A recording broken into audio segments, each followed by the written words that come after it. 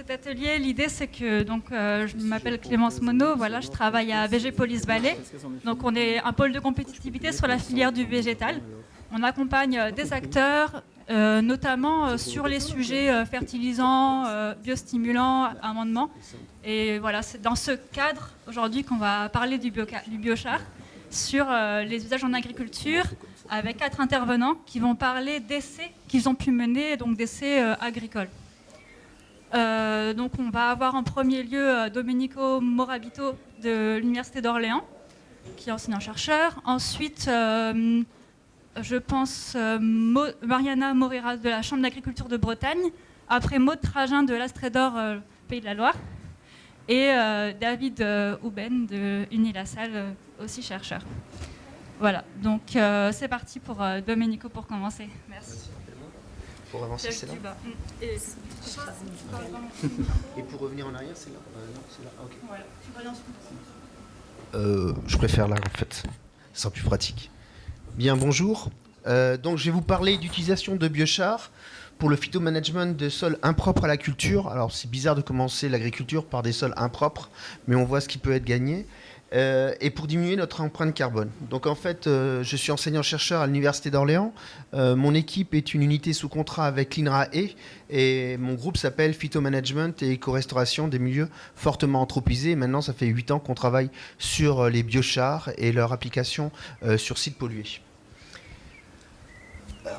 Voilà. Donc on part d'un constat sur les sols pollués. Donc depuis le pointeur il est là. Voilà. Depuis la révolution industrielle, on a donc une augmentation des activités d'extraction et de transformation. C'est ce que je vous représente ici avec l'extraction et les transformations de ces composés. Donc ce sont des sources de pollution pour l'air, l'eau et le sol.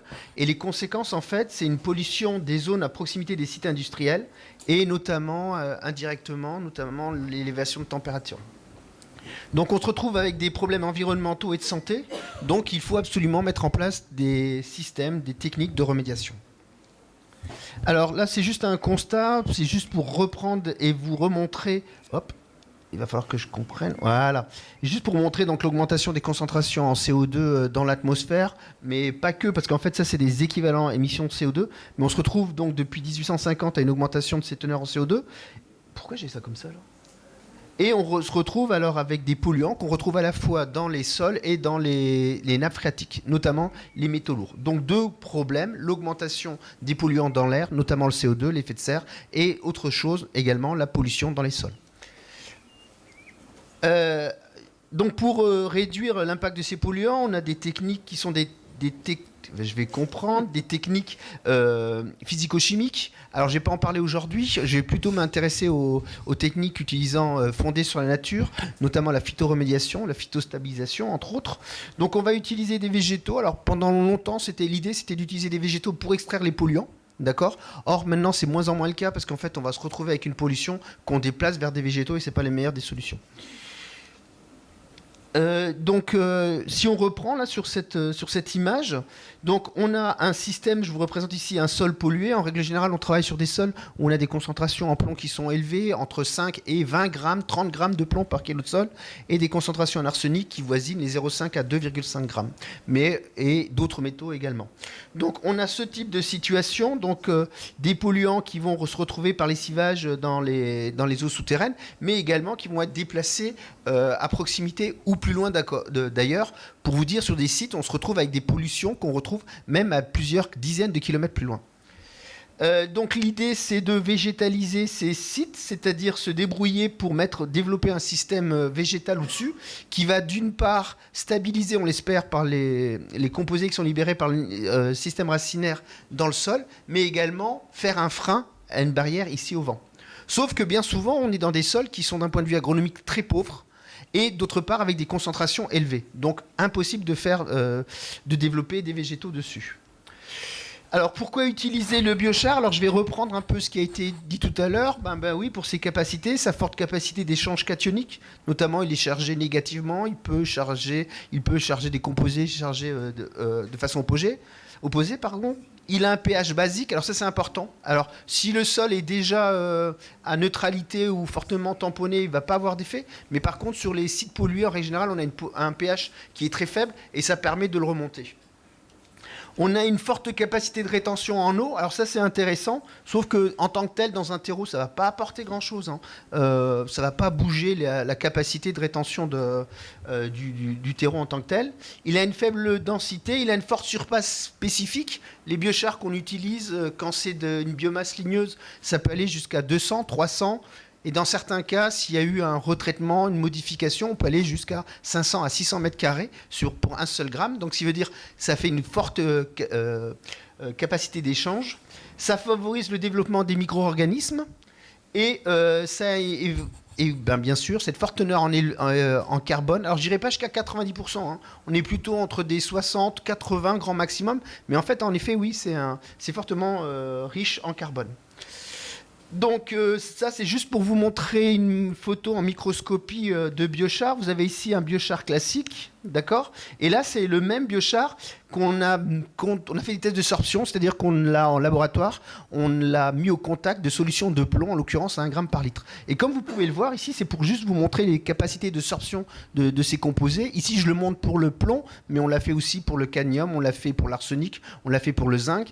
Vous pouvez constater ici, ces petits points blancs, en fait, c'est du plomb qui vient se fixer. En fait, on peut considérer que ces composés biochar, enfin, ça dépend, les biochars, évidemment, sont capables finalement de venir absorber fortement ces composés et donc de les stabiliser. Donc notre idée, c'est pas de retirer du tout les polluants du sol, parce que c'est illusoire, c'est pas possible.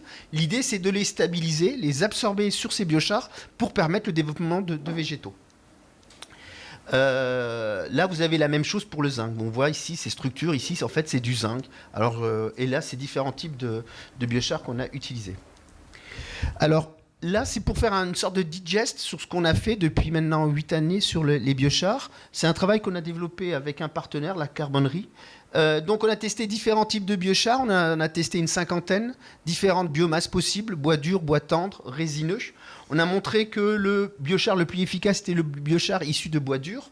On a testé différents apports de biochar, parce que vous avez vu que le prix est important. À 2%, on a des résultats qui sont très bons en termes de stabilisation des métaux et des polluants dans le sol. On a montré également, et ça c'est intéressant quand on veut valoriser des biomasses, que la meilleure biomasse pour produire des biochars, dans le cas qui nous intéresse en tout cas, c'est le biochar issu d'écorce. Là, vous voyez la différence. Vous avez là un plant de haricot qui a poussé sur un sol pollué. Et là, vous avez la même chose quand on apporte le biochar. Comme vous voyez, vous avez un système racinaire qui s'est développé et des parties aériennes beaucoup plus importantes. On s'est intéressé, donc maintenant il faut montrer vraiment qu'on a une diminution des concentrations en polluants dans les sols. Pour cela, on utilise des bougies poreuses. Vous en avez un exemple ici. Et vous voyez bien, alors ici vous avez le sol pollué et vous voyez que la concentration en plomb dans les eaux interstitielles, donc dans l'eau du sol, a baissé de près de 90%. Donc c'est très intéressant. Par contre, il faut savoir qu'un sol est généralement pollué, a une pollution polymétallique, multimétallique. Et en règle générale, ce qui se passe, c'est que suivant la charge du métal, on n'aura pas toujours le même effet. En l'occurrence, ici, on a un effet favorable pour le plomb, mais pas pour l'arsenic, d'accord ? Après, on s'est intéressé, là, c'est des tests d'écotoxicité sur du haricot, mais on l'a fait également sur des espèces ligneuses, sur du saule, du peuplier, etc. Et on s'est rendu compte qu'en fait, non seulement on diminuait les concentrations dans le sol, ça, c'est des tests au laboratoire, pas dans le sol, mais en tout cas dans les eaux porelles, dans les eaux interstitielles, mais également ici, comme vous le voyez, dans les végétaux. Là, vous avez les parties aériennes et là, les parties racinaires. On a une diminution des teneurs de l'ordre de 80%. Ce qui est intéressant, ce qui veut dire que non seulement on arrive à les stabiliser, mais on ne change pas forcément la spéciation et ils ne rentrent pas dans le végétal. Alors là, c'est intéressant. Et autre chose intéressante, c'est que là, on vous montre qu'il n'y a pas de différence au niveau de l'arsenic, mais par contre, on en trouve moins dans les végétaux. Ce qui veut dire que le biochar a probablement eu un effet en changeant la spéciation de l'élément métallique qui n'est plus absorbé par le végétal. Là, c'est pour vous montrer le test qu'on a fait. On a différents tests sites pilotes. On en a à Pont-Gibaud, près de Clermont-Ferrand. On en a eu d'autres à Barret. Donc, vous voyez ici hop là, je reviens en arrière. Vous avez ici, par exemple, on a séparé en plusieurs blocs où on a apporté du biochar seul, compost seul, un mélange biochar-compost, sulfate de fer pour compenser la difficulté avec l'arsenic. Et qu'est-ce qu'on montre ? On montre qu'on est parti d'un sol qu'en fait c'était un immense c'était du sable riche en plomb. On était à 20 grammes par kilo et en arsenic où rien ne poussait depuis 100 ans et où on polluait la nappe phréatique et également le vent déplaçait ces particules de sol. On a réussi, grâce à l'utilisation de ces biochars à 2%, a diminué de façon importante les teneurs, je vous montrerai après. Et là, vous avez le début ici. Là, on a mis différents types de génotypes de saules. On montre, alors là je vais le faire vite pour ne pas prendre trop de temps, on montre en effet une diminution importante des concentrations dans les eaux interstitielles du plomb et de l'arsenic. Mais attention, quand on utilise un compost, on augmente, donc ça c'est pas forcément favorable. Là vous avez la plantation au bout de hop là. Là vous avez la plantation au début, là au bout de 6 mois, et là au bout d'1 an. C'est-à-dire que grâce à l'utilisation de ces biochars et l'utilisation dans certaines conditions de compost, on a réussi à permettre le développement de végétaux sur cette zone et diminuer les concentrations dans les eaux qui allaient vers la nappe. Pour continuer, donc je vais pas repasser ça, je vais le passer vite pour vous montrer le projet qu'on est en train de mettre en place sur la viticulture. On a d'ailleurs, si jamais vous avez des candidats pour une thèse qui commence en septembre, ça nous intéresse. Alors donc le problème en viticulture, c'est donc le mildiou, une maladie donc qui va diminuer la production et la qualité des baies et donc du vin. Donc nous l'idée, et notamment parce qu'on utilise du cuivre et on demande aux viticulteurs de ne plus utiliser du cuivre. Donc on a une double problématique, c'est-à-dire réduire les concentrations de cuivre qui sont déjà dans le sol, puisque si je mets du cuivre pour réduire l'activité fongique du mildiou sur les feuilles, quand il pleut, c'est lessivé, ça va vers le sol, et donc je me retrouve avec mon cuivre dans le sol, et là j'ai une problématique. Donc l'idée c'est à la fois de diminuer la concentration de cuivre restant résiduel et disponible dans le sol, mais également trouver un moyen pour ne plus utiliser du cuivre.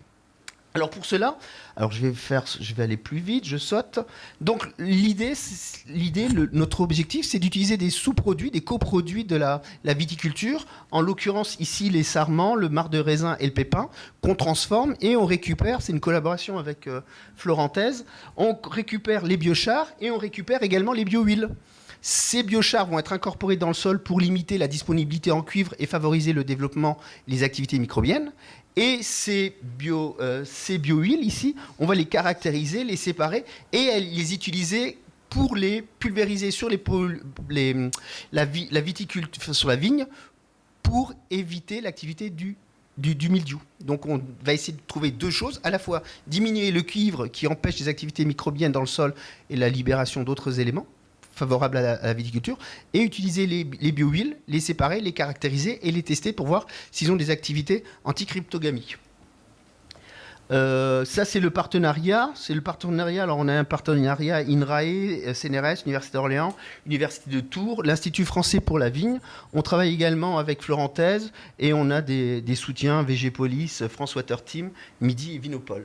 Et d'autres collaborations. Alors, ce qui est bizarre en France, alors, en termes d'équipes qui travaillent sur le biochar, il y en a un certain nombre. On n'est pas non plus beaucoup.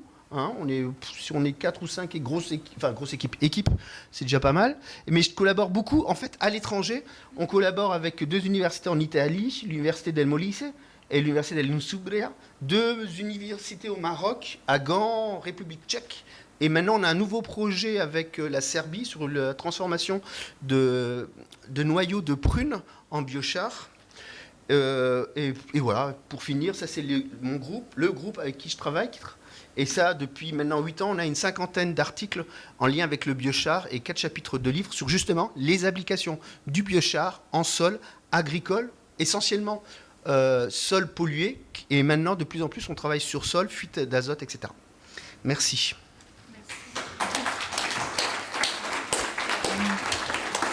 Est-ce qu'on passe tout de suite ? Ça marche ou pas ? Je crois pas. Est-ce que je peux poser juste une question sur, oui, bien sûr. Est-ce qu'il y a un risque que les micronutriments qui sont déjà présents dans le sol et je crois que ça fonctionne. Est-ce que les micronutriments du sol peuvent être du coup retenus de façon durable et perdus pour la plante ? Ça, c'est exactement ce que je disais tout à l'heure. On est dans la situation, on ne sait pas. Quand on le met dans le sol, qu'est-ce qui va se passer ? Est-ce que les nutriments du sol vont être fixés de façon plus forte sur le biochar et donc ne plus être libérés ? Il va y avoir cette capacité donc de rétention. Ou inversement, est-ce qu'à terme, on ne pourrait pas utiliser le biochar pour y incorporer des NPK, des engrais, et pour qu'ils permettent comme ça une relibération lente. Donc ça, actuellement, je peux vous dire, je n'ai pas de réponse fixe là-dessus, mais on peut même s'en servir au contraire pour une libération plus lente. On pourrait, je ne peux pas...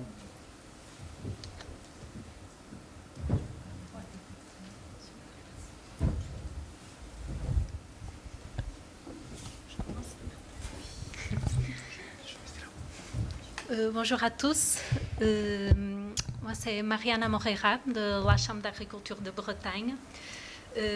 Nous, ça fait pas 8 ans qu'on travaille avec le biochar. C'est une découverte assez récente. Et c'est dans le cadre d'un projet européen qu'on travaille avec le biochar. Et ce que je vais vous présenter aujourd'hui, ça a été fait dans le cadre de ce projet. Donc, c'est une présentation que j'ai préparée avec un collègue à moi, Stéphane Roffi, de la Chambre de Bretagne, mais aussi avec des collègues de la Chambre de la Somme, de la Chambre d'agriculture du Grand Est, et aussi Nicolas Thévenant de Rythmo Environnement. Donc, nous sommes les partenaires français de ce projet Fertimanure, dont l'objectif, c'est de développer et tester des procédés de transformation des effluents d'élevage dans des engrais biosourcés. Et dans le cadre de ce projet, nous, on a transformé le fumier de volaille dans du biochar. Donc, je vais vous montrer comment. Tout d'abord, quelques éléments de contexte sur la gestion du fumier de volaille. Je vous montre pour la Bretagne. En Bretagne, une exploitation avicole produit en moyenne 370 tonnes par an de fumier. Et basé sur des réponses à une enquête, on voit que 2/3 des aviculteurs font le stockage de ce fumier au champ et 1/3 va le faire en fumière. La proportion de fumier stocké est variable, je montre dans ce graphique. Mais ce qui peut nous intéresser, c'est le devenir de ces fumiers. Donc, on voit en bleu que 15% des aviculteurs font l'épandage sur les terres agricoles. 13% font de la cession à des tiers, notamment dans le cadre des échanges paille-fumier. Et une grosse majorité fait des transactions, soit des ventes à entreprises et groupements, soit des ventes à des tiers. Et bon, ces entreprises, groupements et des tiers vont pouvoir mettre en place ou pas des post-traitements pour valoriser encore ces fumiers. Quel peut être l'intérêt de la pyrolyse de fumier de volaille pour les aviculteurs? Donc, ça peut avoir un intérêt sanitaire d'hygiénisation, d'élimination de pathogènes. On pense notamment au secteur affecté par la grippe aviaire, qu'on parle le droit d'épandre les fumiers directement au champ. Et aussi un intérêt économique pour diversifier l'activité, soit par la production d'énergie. On pourrait récupérer la chaleur de pyrolyse pour chauffer les poulaillers ou même faire le séchage des effluents. Il a la possibilité de commercialiser le biochar pour des fins agricoles ou autres. Et si on pense aux fins agricoles, la production d'un fertilisant, amendement, qui va permettre éventuellement de réduire l'utilisation d'engrais minéraux de synthèse. Dans le cadre du projet européen Fertimanure, un pilote de pyrolyse a été développé par Rythmo Environnement. Il s'agit d'une structure mobile, donc l'idée serait de faire tourner ce pilote qui rentre dans un camion directement dans les élevages et faire le traitement des effluents directement sur place. On a utilisé, comme je disais, comme substrat le fumier de volaille à une température de 700 degrés pendant 20 minutes. Des tests qu'on a fait avec ce pilote, à partir d'une tonne de fumier, on produit 266 kg de biochar. Il y a quelques images du pilote, du fumier en entrée et le biochar en sortie de pyrolyse. Par rapport à la composition de ce biochar de fumier de volaille, donc, vous pouvez regarder la comparaison du fumier de volaille et du biochar sortant. 2/3 à peu près du carbone et de l'azote, ils vont être perdus ou vont être intégrés dans les gaz de pyrolyse. Ce qu'on remarque, c'est qu'on a une concentration de potassium et de phosphore, des éléments qui étaient déjà dans une concentration considérable dans le fumier de volaille et qui vont être encore plus concentrés dans ce biochar. Par rapport aux éléments traces, il faut faire attention surtout aux concentrations de nickel et de zinc, qui dans ce cas-là passent les seuils réglementaires de 50 et 800 pour ces deux éléments. Et vu que ce biochar il est très riche en phosphore, on s'est dit on va tester l'effet fertilisant et on va regarder la biodisponibilité de ce biophosphore à court terme, de voir si éventuellement on pourrait remplacer de l'utilisation d'un engrais phosphaté par une utilisation de ce biochar. Et pour faire ces tests, on a fait des essais à différentes échelles. On a fait des essais en pot en conditions contrôlées, des essais en pot, mais bon, en plein air, parce qu'on a mis les pots à l'extérieur, je vais vous montrer, et des essais en plein champ. Pour ce qui est des paramètres mesurés, on a mesuré la biomasse fraîche et sèche des plantes et l'exportation du phosphore par les cultures. Et toujours possible, on a calculé le coefficient apparent d'utilisation du phosphore en comparant le phosphore exporté par les plantes qui ont reçu du biochar avec le phosphore exporté par une plante qui n'a rien reçu comme élément fertilisant. Si je commence par les essais en pot en conditions contrôlées,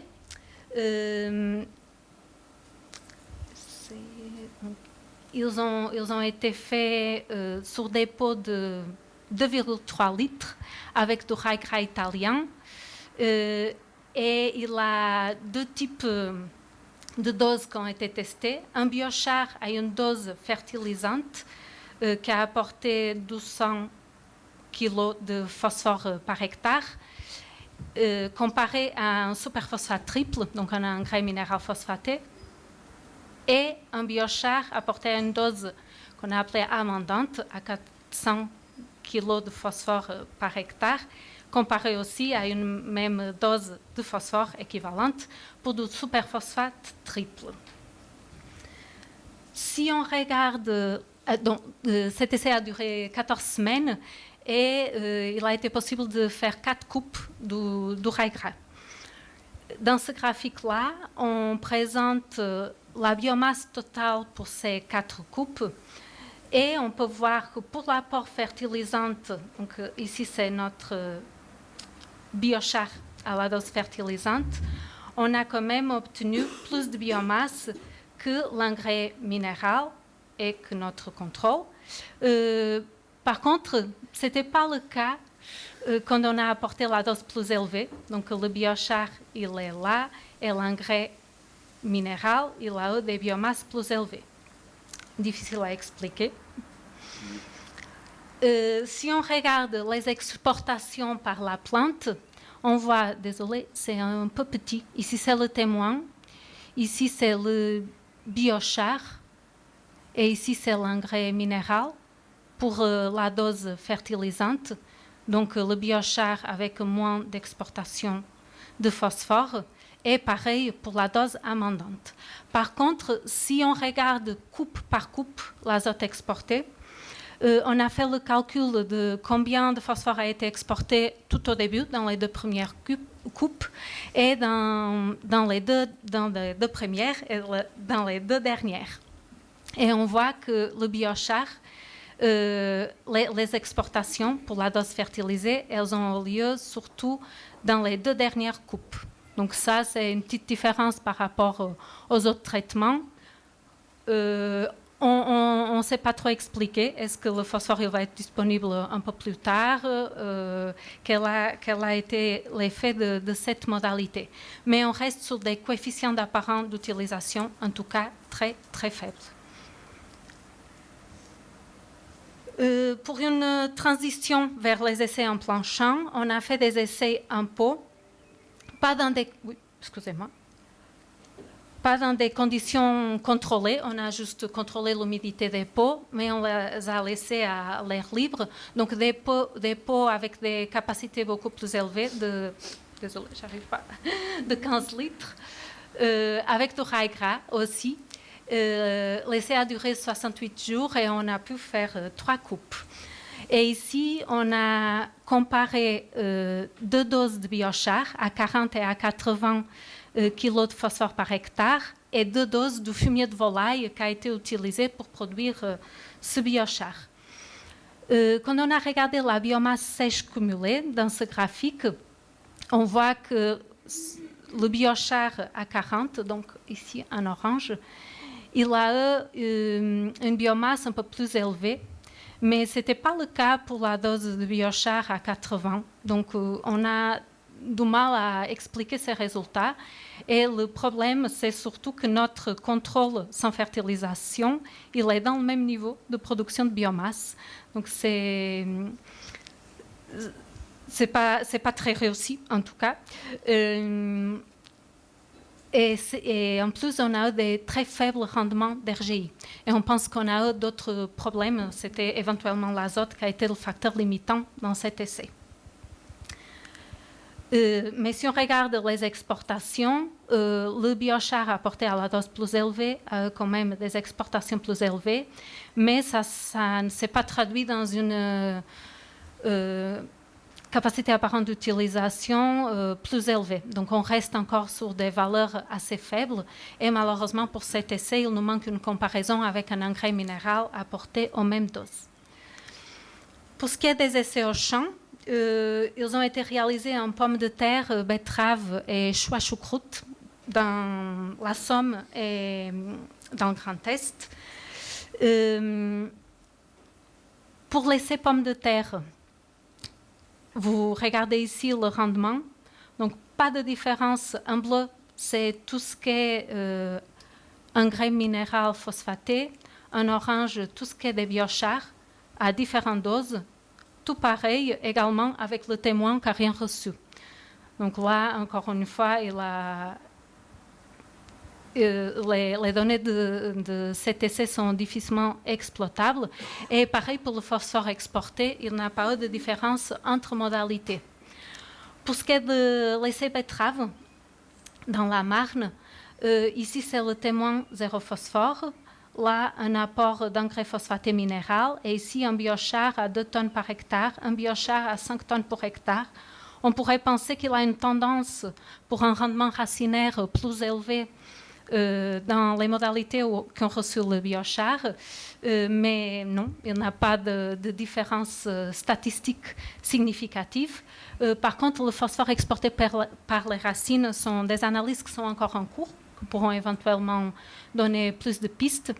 Et pour le chou en Alsace, pour l'essai chou, pareil, pas de différence significative entre modalités. J'avance. Conclusion, je passe. Donc, pour ce qui est des conclusions, on a vu qu'en conditions contrôlées, dans les essais, dans les petits pots, il y a une augmentation des exportations de phosphore par la modalité biochar apportée à une dose fertilisante. Par contre, on ne sait pas à quoi ça a été dû. Est-ce que c'était vraiment une augmentation de la biodisponibilité de ce phosphore? Est-ce que c'était une augmentation de la mise à disposition d'autres nutriments, une augmentation de l'activité biologique? Difficile à expliquer. Par contre, l'effet au champ a été neutre ou pas d'effet positif, en tout cas, sur pommes de terre, choux ou betteraves. Pour faire ces essais fertilisation phosphatée, il y a des conditions méthodologiques pas évidentes à maîtriser. Donc, il faut déjà se retrouver sur un sol avec des faibles teneurs en phosphore, qui n'a pas reçu des apports récents en phosphore non plus. Éviter des sols calcaires. Donc, on a essayé au maximum de remplir ces critères. Ça n'a pas toujours été évident. On a remarqué des difficultés à l'épandage, surtout pour les essais planchants. Des gros volumes de biochar à apporter. Le biochar était très poussiéreux. Donc, ça fait penser que pour un agriculteur, il va falloir peut-être réfléchir au parc matériel. C'est un produit complexe qui doit être produit et adapté au sol, culture le recevant. On a regardé rapidement l'effet amendant. On a, dans des incubations, effectivement, le carbone stable, il ne minéralise pas. Il a peut-être des effets sur la physique du sol à mesurer. Ça n'a pas été fait. Dans les perspectives, on imagine que ça peut être intéressant de faire un usage avec d'autres engrais minéraux ou organiques pour aboutir à un produit peut-être un peu plus intéressant. Et si on pense à l'utilisation par les éleveurs que produisent ce fumier, peut-être favoriser l'utilisation de ce biochar, pas seulement sur le champ, mais aussi au sein de l'élevage, dans l'alimentation, en incorporation à la litière, pour favoriser le compostage, etc. Je vous remercie. Merci.